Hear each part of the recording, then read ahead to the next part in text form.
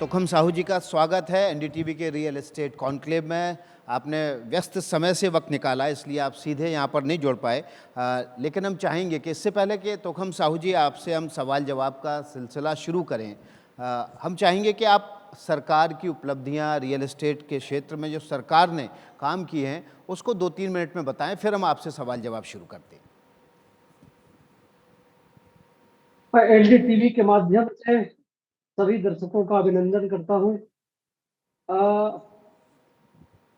भाई साहब, माननीय मोदी जी के तीसरी बार प्रधानमंत्री बनने के बाद माननीय प्रधानमंत्री ने जो सबसे पहला काम किए हैं वो गरीबों के लिए आवास देने का काम किए हैं।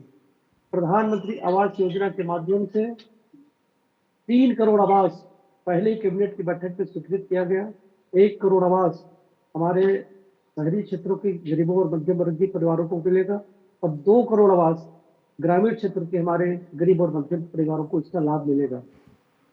स्वच्छ भारत मिशन योजना के माध्यम से मात्र 100 दिन में 10,000 करोड़ से भी ज्यादा के लोकार्पण और भूमि पूजन का काम हुआ।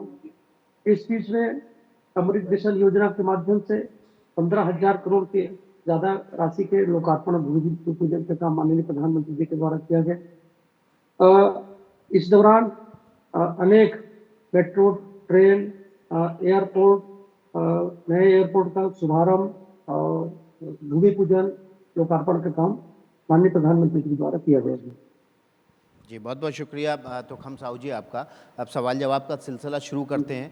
पहला सवाल मेरा ये है, जो रियल एस्टेट के कारोबार से जुड़ी हुई संस्था है क्रेडाई, वो बताती है कि जो भारत में रियल एस्टेट के क्षेत्र में निवेश है वो 3.1 बिलियन डॉलर से ज़्यादा का हो रहा है हर साल। इस निवेश को बढ़ाने के लिए सरकार की तरफ से क्या कोशिश की जा रही है, क्योंकि ये कुल जीडीपी का जो टोटल रियल एस्टेट का कारोबार है वो 7.5% है, तो इसको बढ़ाने के लिए किस तरह से कोशिश की जा रही है? सरकार रियल एस्टेट के माध्यम से, क्रेडाई हमारी एक बहुत अच्छी संस्था है जो लोगों को मकान उपलब्ध कराती है। सरकार प्रतिबद्ध है सबके साथ कंधा से कंधा मिला करके लोगों को जीवन स्तर ऊपर उठे और इसके लिए सरकार अपने बजट पे प्रावधान करती है। जी, तोखम साहू जी, एक बड़ा सवाल जो आपने अपनी बात में भी कहा कि 3 करोड़ आवास दे चुकी है और पिछले बजट में भी 1 करोड़ आवास बनाने का लक्ष्य रखा है, उसके लिए 2 लाख करोड़ का केंद्र सरकार सहायता भी दे रही है। लेकिन ये जो गरीब और शहरी गरीब लोगों के लिए मकान बनाने की योजना है, उसके अतिरिक्त प्राइवेट सेक्टर भी अफोर्डेबल हाउसिंग की तरफ बढ़े, क्योंकि हम देख रहे हैं कि आजकल लग्जरी हाउसिंग का ज़माना आ गया है, तो ज़्यादातर जो रियल एस्टेट कारोबारी हैं इसी क्षेत्र में कूद रहे हैं। उसके लिए सरकार किस तरह से कोशिश कर रही है, किस तरह से रियल एस्टेट के कारोबार को मदद दे रही है? देखिए, मैं एक चीज आपको बताना चाहूंगा। 2014 के पहले जो भी सरकारें रही हैं 50-60 साल तक कांग्रेस की सरकार रही, परंतु कभी गरीबों के लिए पक्का मकान के बारे में उन्होंने कभी सोचा नहीं। केवल गरीबी का नारा देते रहे, गरीबी हटाएंगे, भूख मिटाएंगे। लेकिन ये गरीबी तब हटी जब माननीय नरेंद्र मोदी जी की सरकार बनी। लोगों को मुफ्त में चावल की व्यवस्था कराना, लोगों के लिए पक्का मकान की व्यवस्था कराना, तो पहली बार माननीय हमारे देश के यशस्वी प्रधानमंत्री श्री नरेंद्र मोदी जी के प्रधानमंत्री बनने के बाद जो लोगों की सपना है वो साकार होने का काम हो रहा है। जी, तोखम साहू जी, 2047 जो कि जिसके कई लक्ष्य रखे गए हैं सरकार की तरफ से कि 2047 तक कई लक्ष्य हासिल करने हैं। 2047 तक रियल एस्टेट का जो कारोबार है 45,000 लाख करोड़ से ऊपर का हो जाएगा। उसमें विदेशी निवेश भी बहुत ज़्यादा होगा और जो 3 ट्रिलियन इकॉनमी की बात की जा रही है उसमें एक बहुत बड़ा योगदान जो है वो रियल एस्टेट क्षेत्र में भी होगा। तो ये जो निवेश है, अभी हम देख रहे हैं कि टाइप 2 सिटीज़ में ज़्यादा हो रहा है। हमने पिछले कुछ दिनों देखा कि संघाई को और सियोल को छोड़कर बेंगलोर में ज़्यादा इन्वेस्टमेंट आया। ये छोटे छोटे शहरों में जाए, जो बी क्लास टाउन है उनसे भी नीचे के सी क्लास टाउन में जाए, उसके लिए किस तरह से प्रोत्साहित करेंगे आप रियल एस्टेट कारोबारियों को? देखिए, लोगों का आकर्षण शहर ही रहे हैं। लोग रोजगार की तलाश में, शिक्षा की तलाश में, अच्छी शिक्षा की तलाश में लोग शहरों की तरफ आते हैं। तो शहरों के लिए चुनौतियां होती हैं। कि लोगों के लिए मकान भी उपलब्ध हो, लोगों के लिए पेयजल उपलब्ध हो, लोगों के लिए अच्छी व्यवस्था हो, एक अच्छे शहर का निर्माण हो। और इसके लिए माननीय नरेंद्र मोदी जी की सरकार प्रतिबद्ध है। रियल एस्टेट के माध्यम से लोगों को आवास उपलब्ध कराना और जो लंबे समय से शहरों में किराए लेकर के लोग रह रहे हैं, उनके लिए मकान उपलब्ध कराना, ये सरकार की प्राथमिकताएं हैं और इसी प्राथमिकता के आधार पर सरकार काम कर रही है। जी। तोखम साहू जी, हमने देखा कि छोटे निवेशक हैं, उनका पैसा कई बार कई प्रोजेक्ट में डूब जाता है। हालाँकि इसके लिए रेरा का गठन किया है, काफ़ी रेरा ने नियम भी कड़े किए हैं। लेकिन उसके बावजूद हमने देखा है कि कई बार ऐसा होता है कि छोटे निवेशक का पैसा किसी प्रोजेक्ट में डूब जाता है, वो प्रोजेक्ट अबेंडन हो जाता है। क्या और नियमों को बनाने की ज़रूरत है ताकि छोटा निवेशक है जो, उसका पैसा ना डूबे इस क्षेत्र में? कोई भी पैसा निवेश करेगा, चाहे छोटा निवेशक हो या बड़ा निवेशक, सरकार पूरी तरह से उनकी सुरक्षा करती है और करेगी।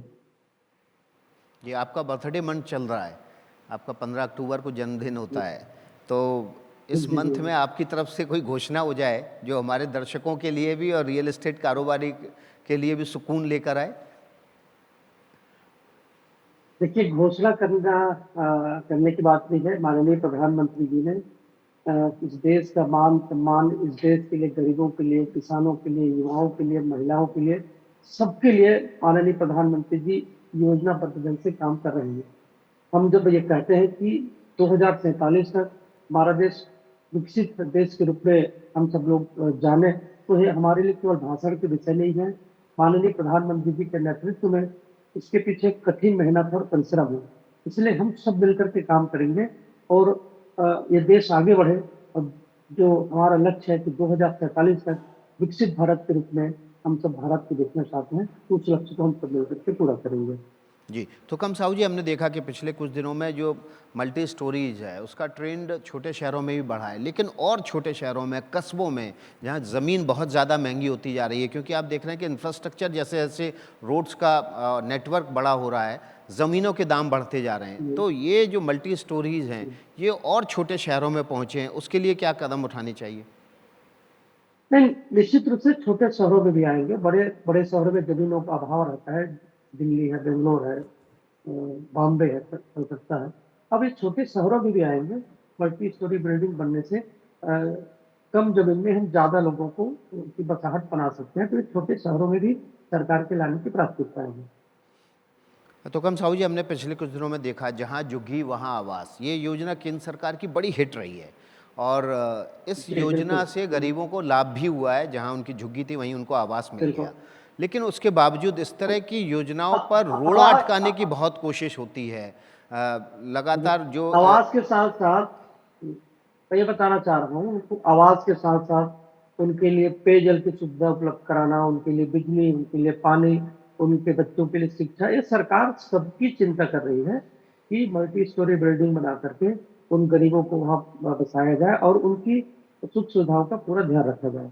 लेकिन हमने देखा इस तरह की योजनाओं पर राह में रोड़े अटकाने की कोशिश होती है। इंटरेस्ट ग्रुप होते हैं जो तरह तरह के प्रेशर डालते हैं, तरह तरह के लीगल इश्यूज पैदा करते हैं। इनको ख़त्म करने के लिए क्या कोई और नियम कड़े करने की ज़रूरत है?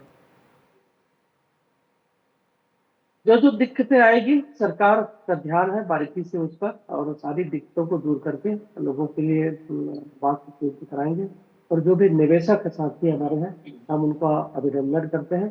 सरकार उनके साथ में है। किसी भी प्रकार की कोई दिक्कत होगी, तो सरकार निश्चित रूप से उन समस्याओं को हल करेगी।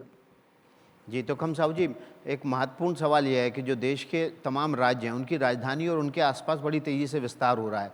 लेकिन उसके अलावा उन राज्यों के जो छोटे-छोटे शहर हैं, उनका विस्तार और उस तरह से वहाँ पर रियल एस्टेट का कारोबार का विस्तार नहीं हो पा रहा है। क्या वजह है? देखिए, सबसे पहला ध्यान होता है बड़े शहरों की तरफ। लोग व्यापार के लिए, व्यवसाय के लिए, अ, उच्च शिक्षा के लिए बड़े शहरों की ओर आकर्षित होते हैं। तो उसके बाद पहला ध्यान तो बड़े शहरों की ओर होता है, निश्चित रूप से। पर सरकार का ध्यान सब तरफ है, चाहे छोटे शहर हो या बड़े शहर हो, सबकी तरफ सरकार का ध्यान है, छोटे शहरों का भी विकास होगा। जी। एक सवाल ये है कि जो विदेशी निवेशक है, उसको सरकार तरह-तरह की सुविधाएँ देती है ताकि वो देश में आए और रियल एस्टेट के क्षेत्र में निवेश करे। लेकिन real estate overall real estate के कारोबारियों को सहूलियत देने के लिए, मदद देने के लिए किस तरह के कदम उठाने की आपको लगता है कि ज़रूरत है अभी केंद्र और राज्य सरकारों दोनों की तरफ से? देखिए, सरकार का ध्यान सबके तरफ है, चाहे विदेशी निवेशक हो, रियल एस्टेट के कारोबारी हो, सरकार सबके हितों को ध्यान में रख कर के निर्णय लेती है और इसके लिए बजट में प्रावधान भी किए गए हैं। समय-समय पर इस पर क्या सुधार किया जा सकता है, इसकी चिंता सरकार करती है। जी।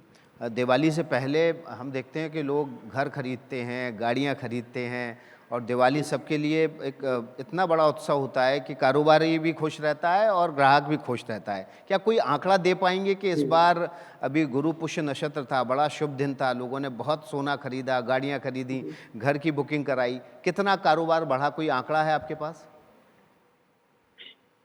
देखिए, आंकड़ा बताना मेरे लिए भी संभव नहीं होगा। मैं एक क्रेडाई के कार्यक्रम में गया था, वहाँ के जितने भी हमारे क्रेडाई संस्था में काम करने वाले हमारे व्यापारी साथी थे, उन लोगों के द्वारा मकान के पीछे ऑफ़र भी दिया गया था, तो मैंने कहा भी था कि एक अच्छी व्यवस्था है कि आप ग्राहक को आकर्षित करिए और अच्छी सुविधा उपलब्ध कराइए, व्यापार भी बढ़ेगा, व्यवसाय भी बढ़ेगा। चलिए, बहुत-बहुत शुक्रिया तुखम साहू जी एनडीटीवी से जुड़ने के लिए, जी, एनडीटीवी रियल एस्टेट जी, कॉन्क्लेव धन्यवाद। में अपनी बात रखने के लिए।